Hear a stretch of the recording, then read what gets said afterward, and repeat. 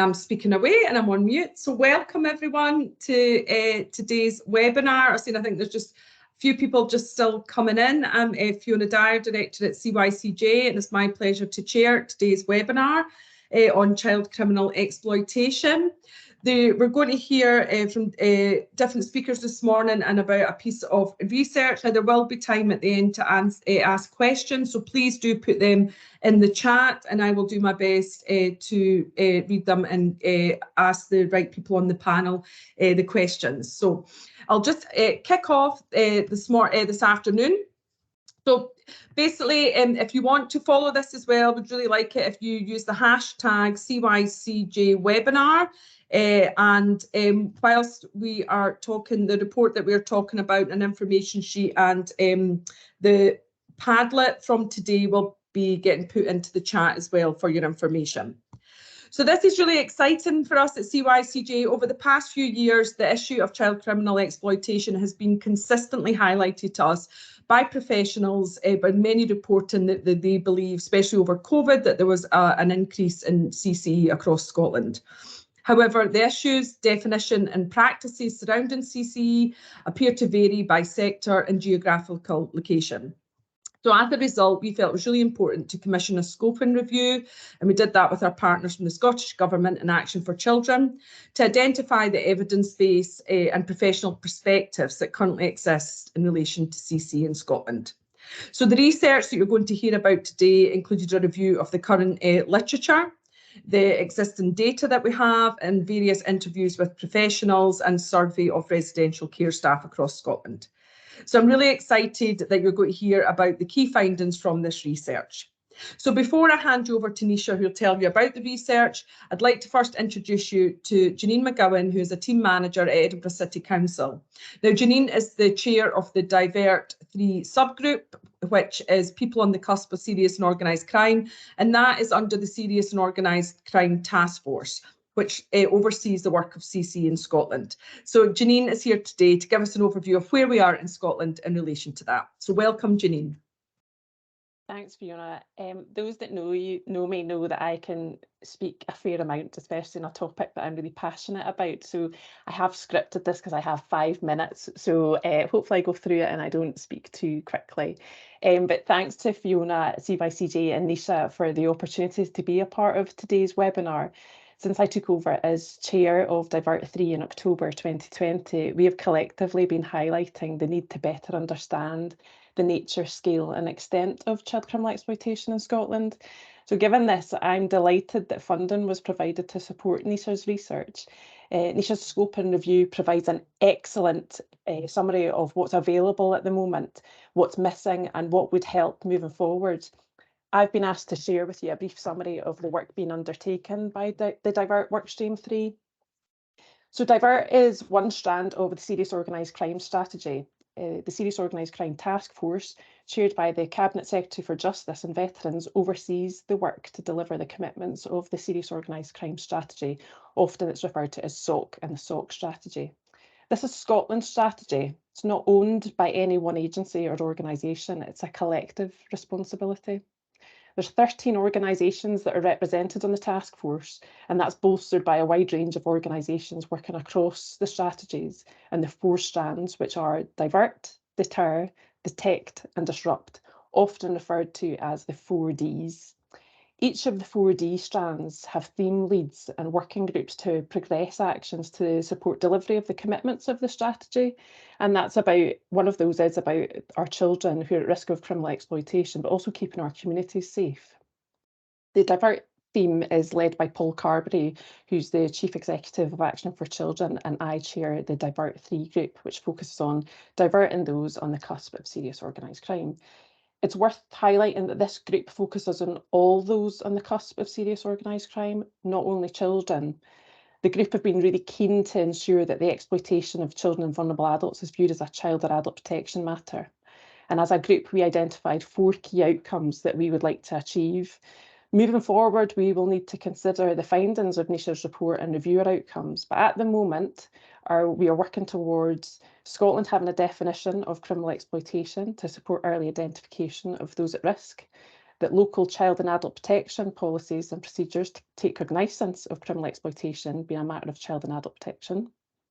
And then the nature, scale and extent of criminal exploitation is understood to support effective early identification and interventions.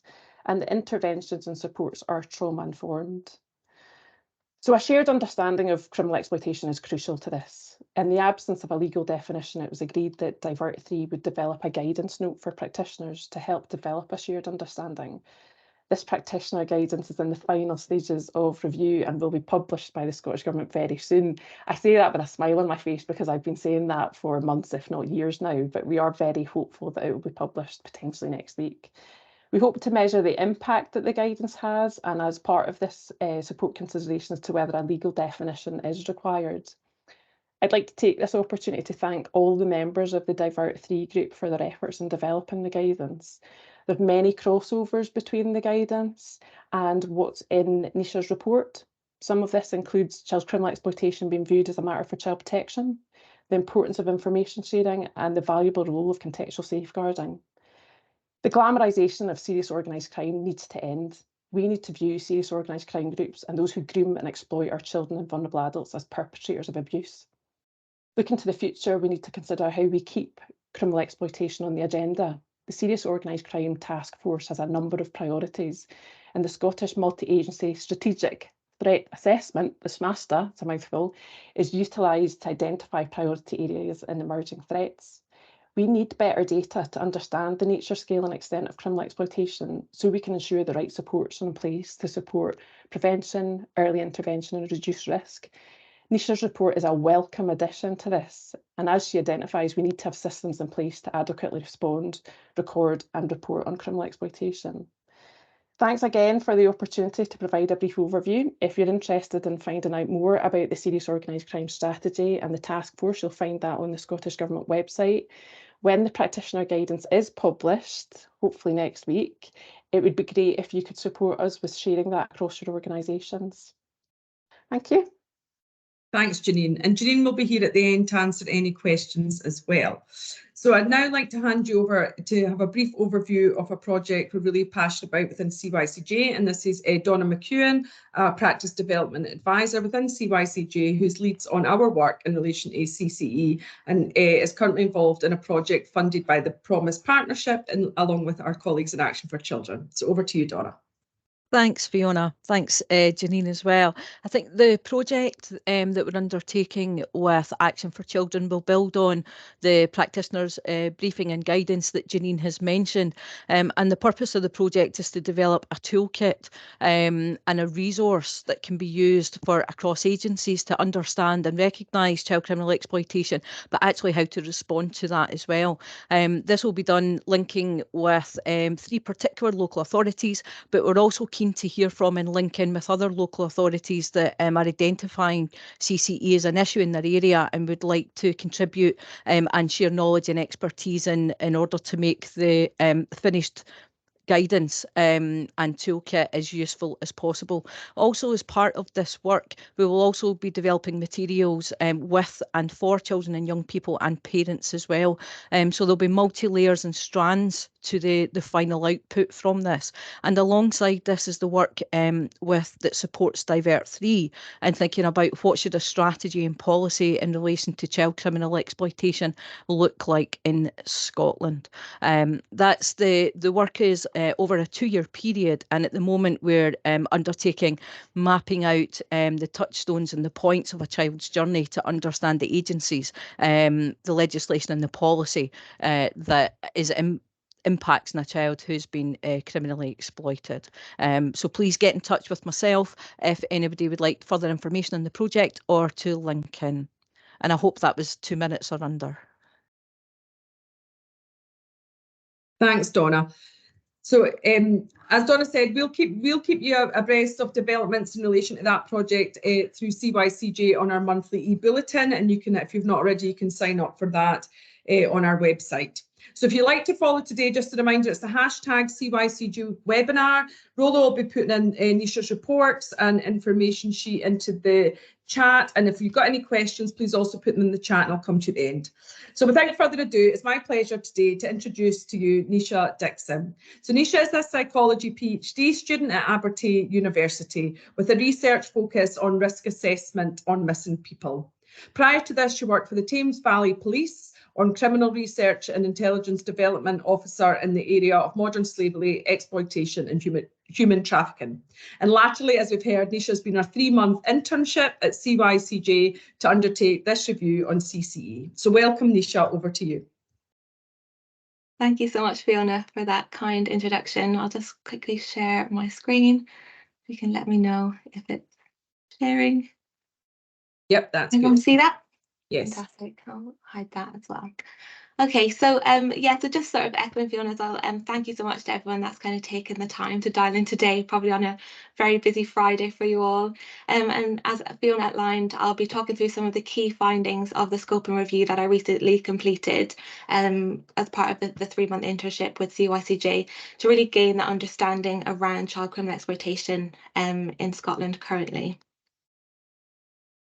So I'm conscious that there's quite a lot of people dialed in and that there might be sort of varying levels of knowledge around sort of child criminal exploitation in the audience. So I just thought it'd be good to quickly kind of go through what CCE actually is before we then dive into some of the key findings of the scoping review. So, as has been mentioned, CCE is quite a complex form of child abuse, and currently there's no legal definition of CCE in the UK, as Janine outlined as well. So this definition is probably the closest that we have to sort of a UK-wide definition, and it's provided in the UK government's 2018 serious violence strategy.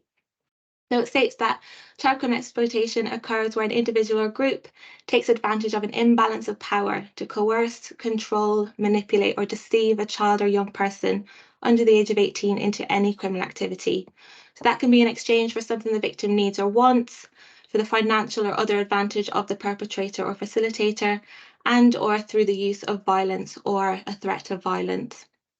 So it quite rightly highlights that the victim may have been criminally exploited even if the activity appears consensual, and that it always doesn't always involve sort of that physical contact. It can occur sort of through the use of technology and online as well.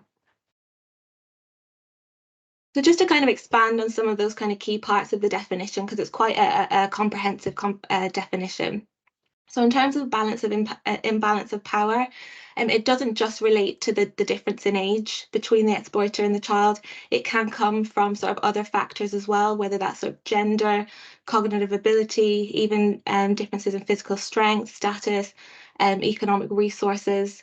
So it can come from quite a wide range of factors. Also, the definition highlights that activity can sometimes appear consensual, but I think it's really important to kind of recognise that it's not actually possible for a child to consent to their own exploitation, regardless of how they appear, regardless of what they say, how they act, or even if it appears that they're actually benefiting from that exploitation in some way. So they might, receive designer clothes or money, whatever that may be.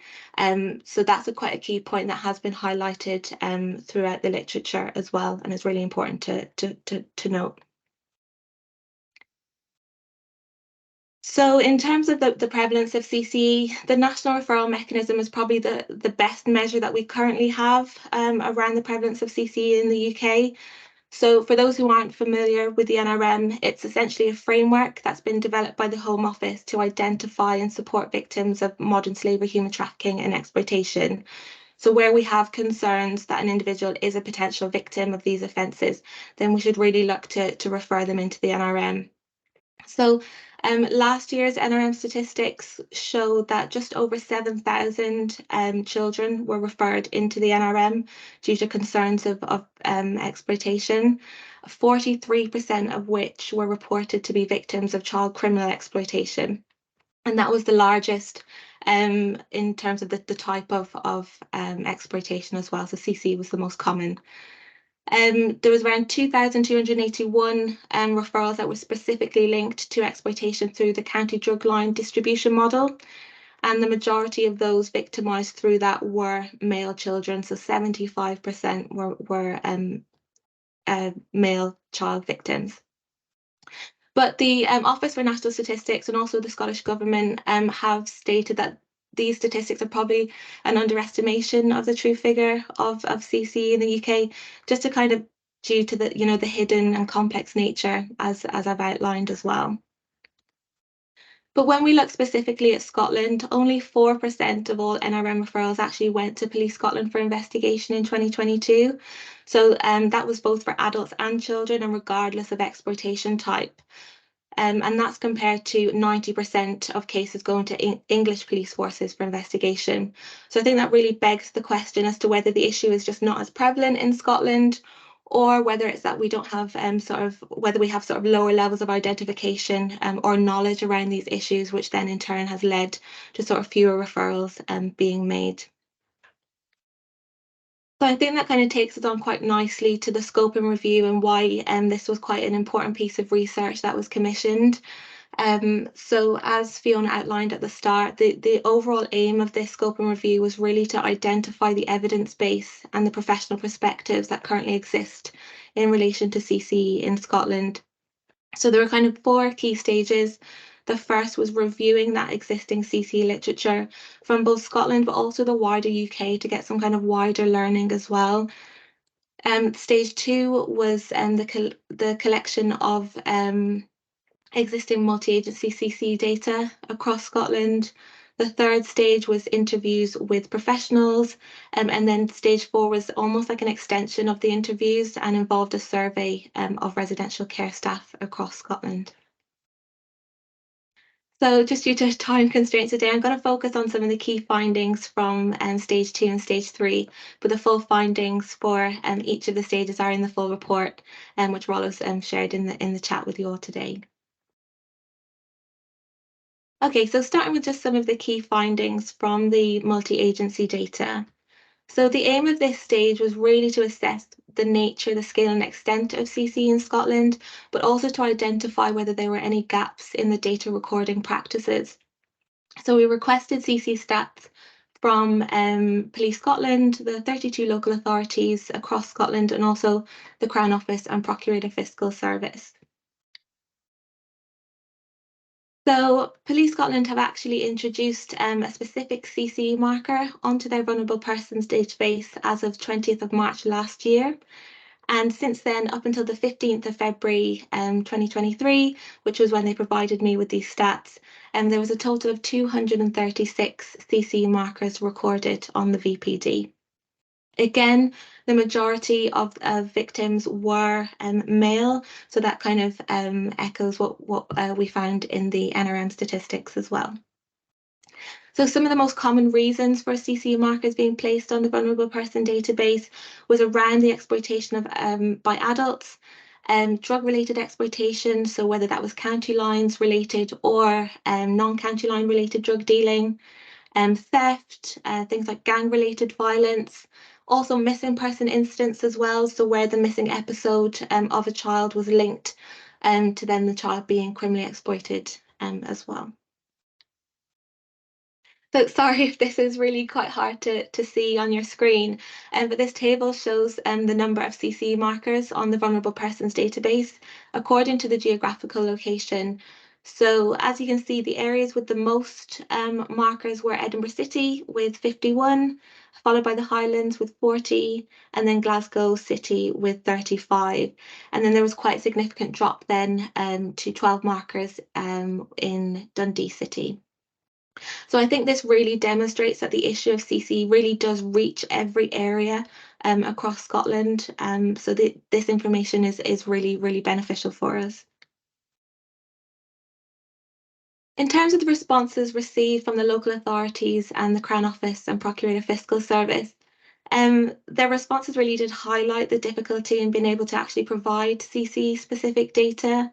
So with the local authorities, we received responses from 9, but only 2 of those were actually able to provide this information. And that was primarily due to the data not actually being easily extractable from the systems.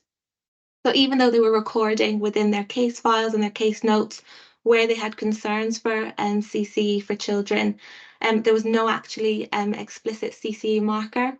So that meant that if they were to have to go and find this information, they would have had to manually trawl through all the case notes, which obviously isn't ideal or able to do that with limited resources as well. Similarly, with the Crown Office and Procurator Fiscal Service, because criminal exploitation is not recognised as a criminal offence in and of itself under the current legislation, they were unable to pick out which cases under sort of the Human Trafficking and Exploitation Act were specifically linked to criminal exploitation. So I think, as Janine has said previously as well, this really does demonstrate sort of the limitations and gaps around sort of the data recording practices that currently exist. Okay, so moving on then to the interview stage with the professionals. So the aim of this stage was really to explore how CCE in Scotland is understood by professionals working in a role relating to CCE. So whether that was directly working with children at risk of CCE or who are victims of CCE, or whether they had a role in developing policies and guidance around CCE. So I interviewed a total of 22 professionals from a wide range of job roles, including third sector, police, local authorities, care, the government, and also from a wide range of geographical locations across Scotland as well. So there were 4 main themes that came out of the interviews. So the first was professionals' understanding of CCE. So how did they define it? And what were the types of CCE they were seeing? And what were the risks and impact? Any trends they identified, that kind of thing. And the second was around professional practice. So how did they go about maybe identifying, assessing and managing the risk and supporting and responding to the needs of victims? Were there any challenges that they found and what did they think was best practiced? Also support for victims of CCE. So what services were actually available for children who were victims of CCE? Were there any particular barriers to children engaging with services? And were there any gaps or improvements that professionals thought were needed to services and support? And then finally, professionals' current views and suggested future developments around the evidence base around CCE, but also the guidance policy and practice as well. So it was quite tricky for me to kind of narrow down what to cover in today's webinar. So I've just picked some of the sub-themes to go through. But as I've said previously, everything is covered sort of in the full report that you can get access to. Okay, so starting with the professionals' understanding of CCE. So when professionals were asked how they would actually define CCE in their own words, the most common response was that it involved children being used to carry out criminal activities for someone else's benefit. They often use words like grooming, manipulation and coercion in their definitions to describe it. Several professionals highlighted that the child may actually gain from the exploitative circumstances and that can then lead to the child not often understanding that they are a victim of exploitation. Also, professionals highlighted that exploiters are often older individuals, but that they can also be family members or peers. A handful also noted that idea around the power imbalance as well. And I think 2 professionals noted that CCE is a form of child abuse. So it's quite good to see that these definitions were quite closely aligned with that initial definition that I set out at the beginning of the webinar. So in terms of the types of CCE that professionals identified within their roles, drug-related exploitation was the most common reported. So 19 of the 22 professionals actually reported this. So that could involve both county lines related drug dealing or non-county lines related. There were mention around children being forced to cultivate cannabis, but that was to a much lesser extent. And the second most common type of CC was children being forced into conducting enforcement action or debt collection on behalf of the exploiter, which often involved being instructed to harm others. So there were some examples that professionals provided of children being asked to, assault or stab other individuals. Also, theft as well, such as stealing cars, electric bikes, shoplifting, and also financial exploitation as well. So some noted that children's bank accounts were being used to transfer money or store money that was obtained through fraud and other kind of illegal activities as well. Some other types of CCE were around sort of begging, robberies, underage driving, acts of vandalism. So there was quite a wide variety, but the drug-related exploitation and that enforcement action and debt collection were the top two. So professionals were asked what they found to be sort of the warning signs or indicators that a child was being criminally exploited. So the most common was around a change in the child's possessions. So for example, having expensive material items or having large amounts of money that they couldn't account for, or large amounts of drugs, and multiple mobile phones, including burner phones, also access to weapons. So these were seen as being quite concerning and those warning indicators. Also a significant change in the child's behavior. So, for example, disengaging with school or their hobbies, or even over compliance with school to try and avoid detection by their teachers, and going missing frequently, traveling to different areas. So these were all seen as quite significant. Also a change in the child's appearance. So if they were to go missing for a significant period of time and return with, say, a deterioration in their personal hygiene, that of course is quite concerning. They might pay particular attention to their physical appearance that they hadn't previously, wanting to wear specific designer brands and that kind of thing. Also maybe getting tattoos that represent some form of gang affiliation. So that was seen as quite concerning as well. Also, a change in mental health or mood was highlighted by a number of professionals. So, whether that's around emotional dysregulation, anxiety, low mood, depression, some noted that children were experiencing suicidal ideation or were using self-harm as a coping mechanism just due to that intensity of the exploitation that they're experiencing. Also a change in the child's social activity. So it might be that they've suddenly got a new peer group, older associates, or getting sort of frequent messages or calls, which make them particularly anxious and that they seem to have to, respond to straight away. A change in their attitudes. So two professionals noted that some of the children they worked with had developed an increased tolerance for violence, and that was particularly around conflict resolution.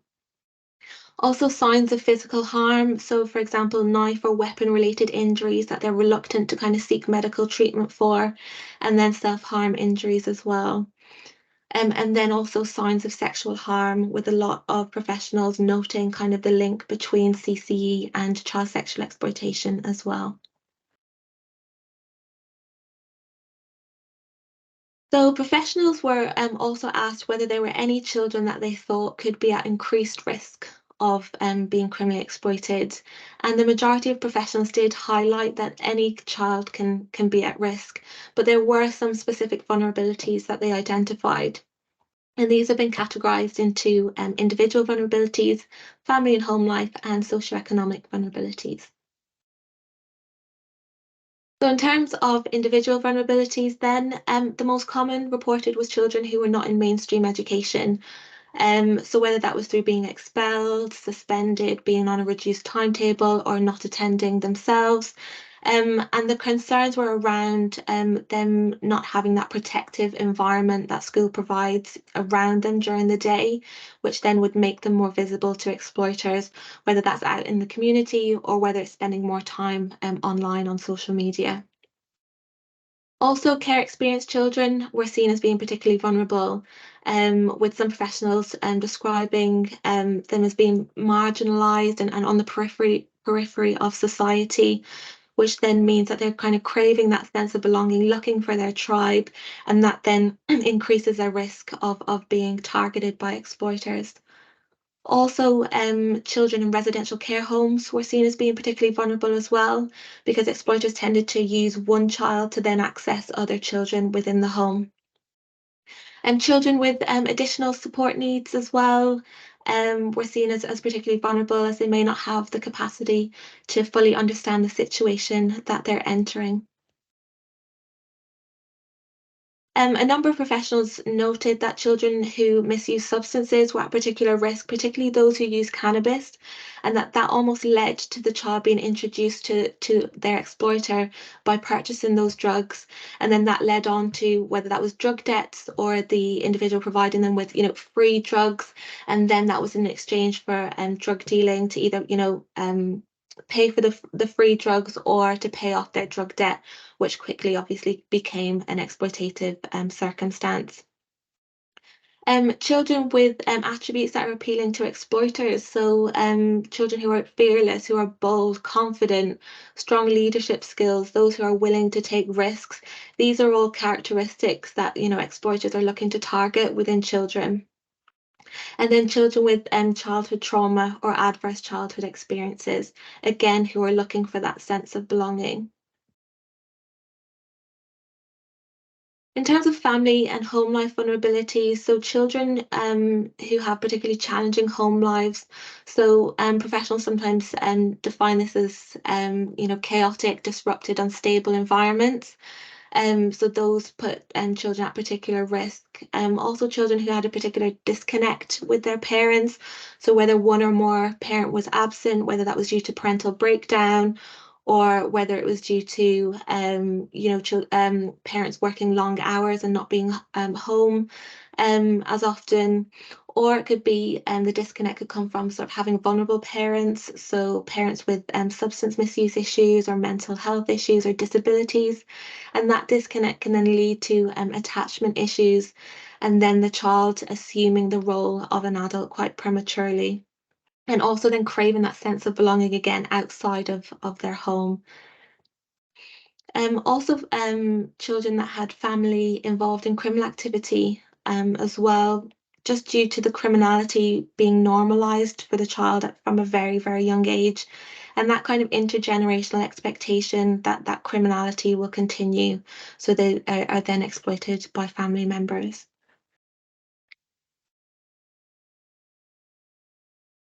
And then finally, in terms of socioeconomic vulnerabilities, so children from impoverished backgrounds were seen to be at increased risk. So this is quite a powerful quote. So it's from one of the participants from a third sector organisation who said, when they were referring to a child, so he's 15 years old, mum is a cocaine or heroin addict, he has little sisters and a little brother. Now I see him all the time, going about on his electric motorbike, his wee rucksack, his balaclava, dressed for action, as he would say. He's busy, he's working. And I said, listen, wee man, you need to stop that, you're gonna get caught. He says, are you crazy? Because I do what I do, I put electricity in my mum's meter, I put gas in, I put food on my wee brothers and sisters' table. My dad's not even there, my dad's a drug addict. But because he does that, he provides for his family. What am I supposed to say to him? So I think that quote is really powerful in kind of summing up that the poverty that families are experiencing almost means that children see no other way but to continue with this, because the perceived benefits to them really does outweigh, the fact that they're actually being exploited. But professionals did also highlight that children from more affluent backgrounds can be vulnerable to criminal exploitation as well. So it really is any child is at risk.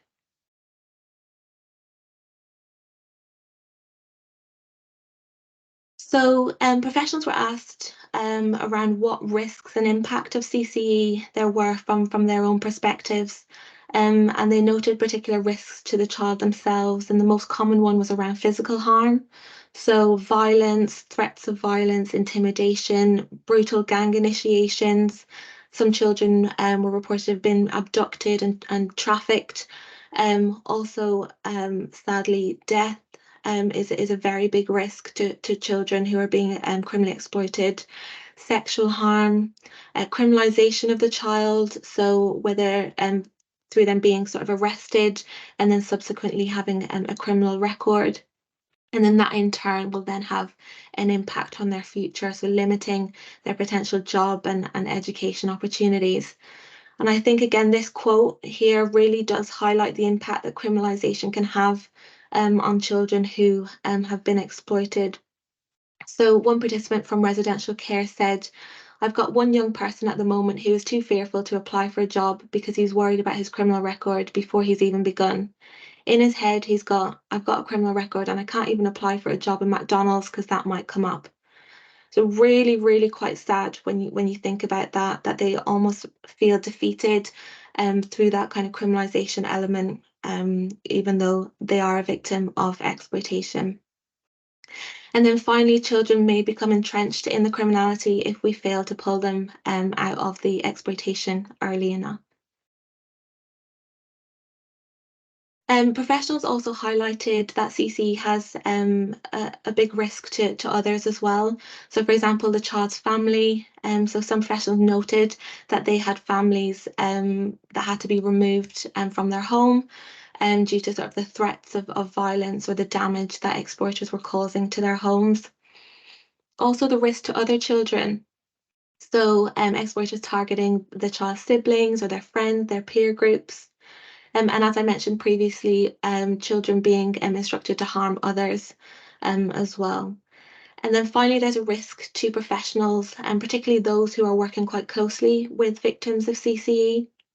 So again, this is quite an unnerving example from a frontline worker. So they said, we were walking back, just having a conversation, oblivious to what's going on around us, and a car pulled up, screeched the brakes on, and a guy came out with a big like sword thing and started shouting and threatening him in the middle of the road. I can't even think what would have happened to this wee guy if I hadn't been there. I didn't have panic. I was like, one of us could be murdered here. That's what was going through my mind. So these wee guys are subject to this on a daily basis. So I think that really does highlight the risks to both the child and also to the professionals that are working closely with them as well.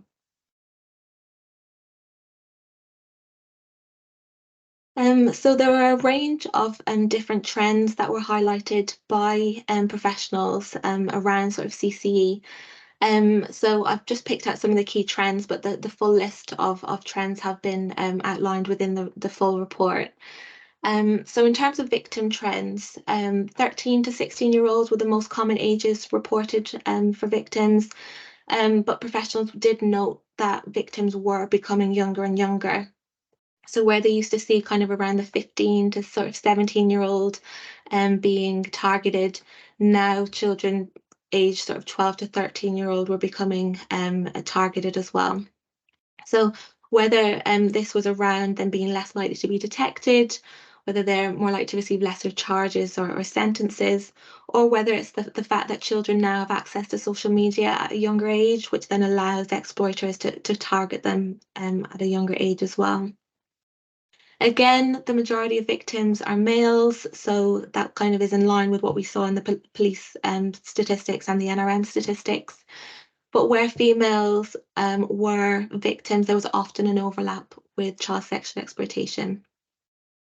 And there were mixed reports in the interviews regarding the overrepresentation of children from racially minoritized communities, with some kind of seeing that overrepresentation in the children that they were working with, whereas others didn't.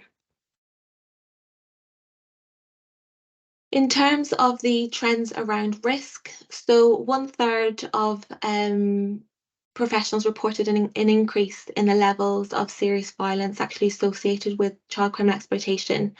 And they attributed this to gangs, county lines and organised crime groups from England coming to Scotland and introducing those new types of violence and intimidation tactics that hadn't been seen in Scotland previously. Also, 60% reported an increase in children carrying weapons, including knives, with children often telling professionals that this was for their own protection.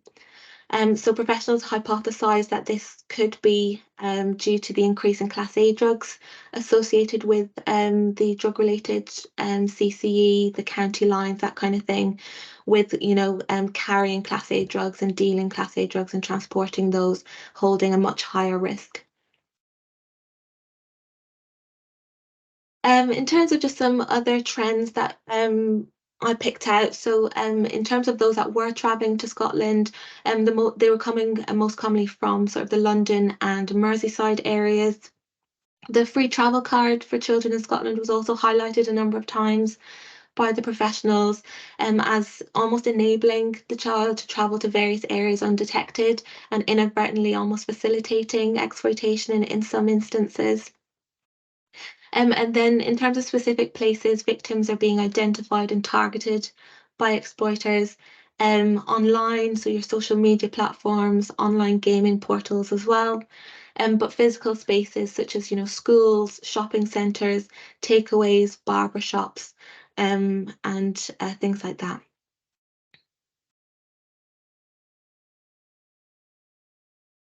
Okay, so I'll just quickly touch on some of the key findings that came under the theme of professional practice. So professionals were asked how they actually went about supporting and responding to the needs of victims once they had been identified. So firstly, a number of professionals stressed the importance of that practitioner and child relationship. So gaining the child's trust and respect, having key traits that can help to nurture that relationship, empathy, compassion, being consistently there, even if the child isn't initially engaging, being non-judgmental, being flexible, being a positive role model to them, always advocating for the child in every circumstance. Also, the importance of educating the child was highlighted as well, particularly around what CCE is and the dangers that are associated with that. And then that can sensitively help the child to recognise that they are a victim and recognise that they need support as well. Also educating children on what healthy relationships look like, because not many of these vulnerable children may have had that model to them in their lives. And also around substance misuse and the impact that can have on the body, both mentally and physically as well. Also, the importance of diverting the child away from CCE, so guiding them towards alternative pro-social options, helping the child realise their strengths and how to apply these to actually achieve their ambitions. Encourage children to engage in education and other positive and meaningful activities, providing them with opportunities to create these positive and supportive peer groups, and ultimately just giving children the opportunity to be children, really. So professionals were also asked if there were any particular challenges or concerns that they faced with working in a role around CCE. So in terms of challenges around professional practice, over 70% of professionals raised concerns around negative perceptions and attitudes and inappropriate language being used in relation to victims of CCE. So for example, viewing children as perpetrators and not victims, focusing on the criminality rather than actually asking ourselves, well, who actually facilitated the child to commit those crimes? Also, children were sometimes viewed as actively choosing to engage in criminality and consenting to that. But as I highlighted at the beginning, it's not possible for a child to consent to their own exploitation. There were also concerns around there being a lack of awareness of CCE amongst some professionals and also the general public as well, which in turn then leads to fewer victims being identified and reduces the ability to kind of intervene at an early stage. Also, some professionals raised concerns around there being that lack of statutory definition of CCE in Scotland. And then, of course, concerns around the current data recording issues and limiting our ability then to identify the full extent of the issue. And professionals also noted challenges that were posed by the exploiters themselves. So as Janine highlighted at the beginning as well, the lifestyle of OCGs and gangs are quite glamorized within society, designer clothes, cash, jewelry, flashy cars, all those kinds of things. And that is used by the exploiters to entice children into that lifestyle. And then that leads on to then it being quite difficult for services to compete with those perceived rewards involved in the child criminal exploitation. So that came up quite consistently through the interviews. Also quite an interesting point was made by some of the professionals that exploiters don't actually always understand that they're exploiting children. So they may themselves have grown up in a similar circumstance. They may have been exploited themselves as children. So they may just perceive themselves as helping children kind of get out of this life of poverty and giving them an opportunity to make money. So I thought that was quite an interesting perspective as well. So in terms of the wider organisational challenges that professionals reported, definitely this was around a lack of funding and resources available to support victims of CCE. Also, there were concerns around sort of the current economic climate that's just going to further lead to children and their families being pushed further into poverty, again increasing their vulnerability to exploitation. Also concerns around the increase in the number of children being placed in unsuitable and unregulated care arrangements, and therefore increasing the vulnerability by not having perhaps that protective environment around them.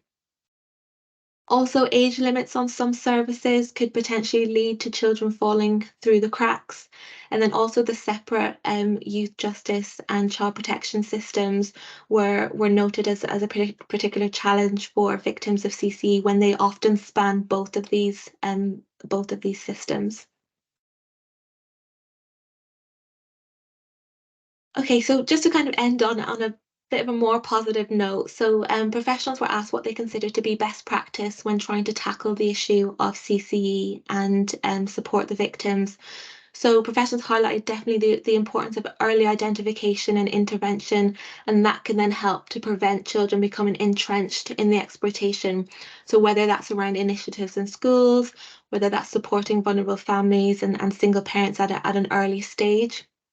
Also, early information sharing between partner agencies and having an effective and cohesive multi-agency working relationship. Consistent awareness raising amongst professionals and the general public to help increase levels of identification as well. Contextual safeguarding, so not only considering the risks within the home, but also assessing and managing the risks for children outside of the home as well. Transitional safeguarding, so again, assessing and managing risks around sort of key transitional periods in a child's life where they're particularly vulnerable. So whether that's care leavers or children who are then turning 18, and making sure that appropriate support is in place for them. And simply just ensuring the safety of the child and families so that they feel comfortable in receiving sort of the interventions and having effective interventions whilst having sort of peace of mind that they are safe. Also, best practice was reported in terms of the interventions themselves. So over half of the professionals highlighted that interventions really do need to support the entire family. So professionals noted that some parents felt a sense of shame or embarrassment or grief when their child is being exploited and just simply not knowing what to do and needing that support themselves. And some parents may have a mistrust of authorities if they've had sort of previous negative experiences. So establishing that relationship with parents and caregivers was really, really essential.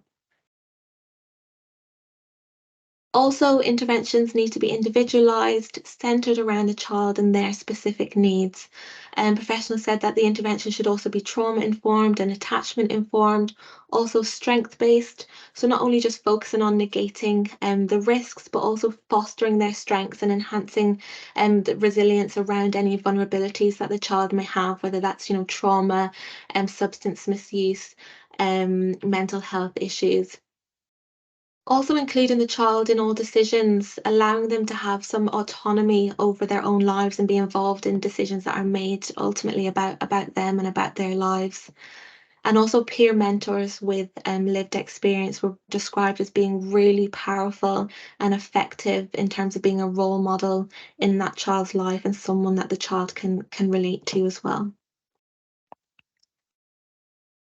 Okay, so just some final conclusions from sort of the scope and review overall.